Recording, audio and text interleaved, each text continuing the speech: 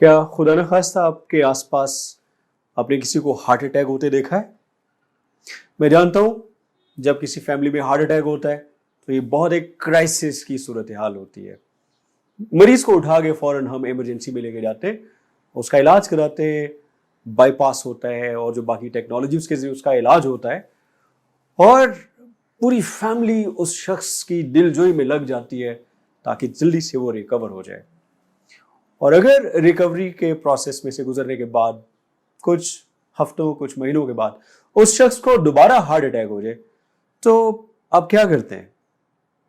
Obviously आप उसको उठा के दोबारा हॉस्पिटल लेके जाते हैं, फिर इलाज के प्रोसेस में से गुजारते हैं, फिर अपना पैसा, एनर्जी, रिसोर्सेज इन्वेस्ट करते हैं।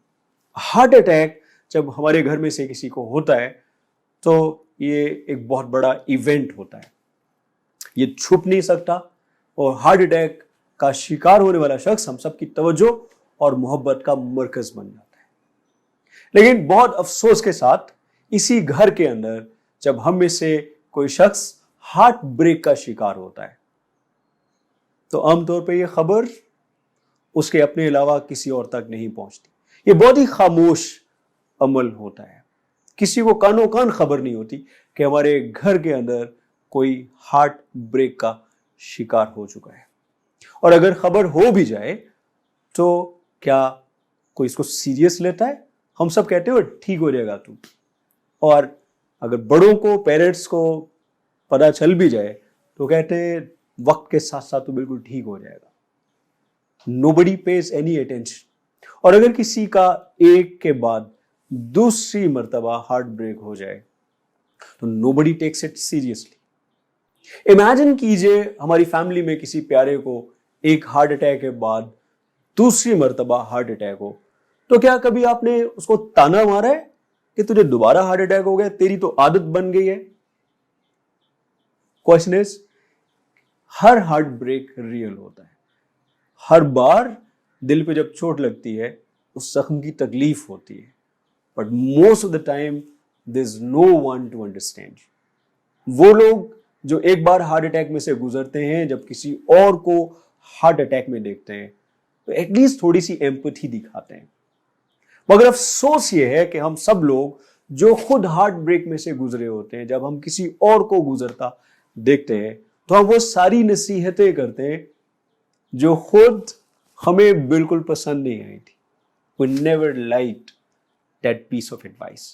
Yet हम वही एडवाइस अपने आसपास लोगों को देते रहते हैं। मेरे क्लाइंट ने मुझे कहा कि मेरे भाई को एक दिन खेलते हुए टांग पे चोट लग गई तो अगले दिन मेरे माँ बाप ने उसको स्कूल नहीं जाने दिया।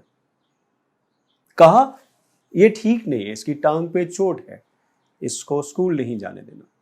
और उसके एक हफ्ते के बाद मेरे दिल पे चोट लगी, मैंने अपने माँ बाप को बताया, मुझे स्कूल से छुट्टी नहीं कराएगी। कहा नहीं कोई बात नहीं, स्कूल जाओ, वो बहुत इंपॉर्टेंट है।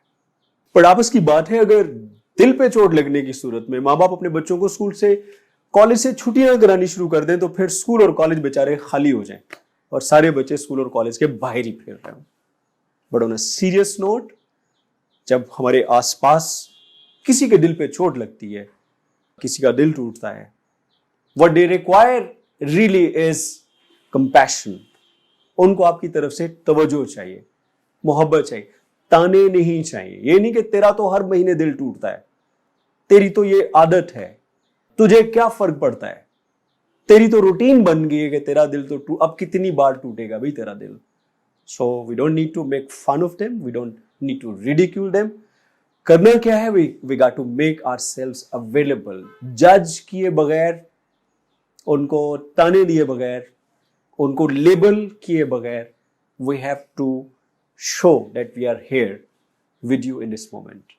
प्रोफेसर यल्दरम की रिसर्च रिसेंटली उन्होंने कंडक्ट की है, जर्नल ऑफ बिहेवियरल साइकोलॉजी के अंदर वो रिसर्च मेंशन्ड है। वो कहते हैं कि जब किसी का दिल टूटता है, ब्रेकअप होता है, तो उसमें social support is the most important factor in the healing process.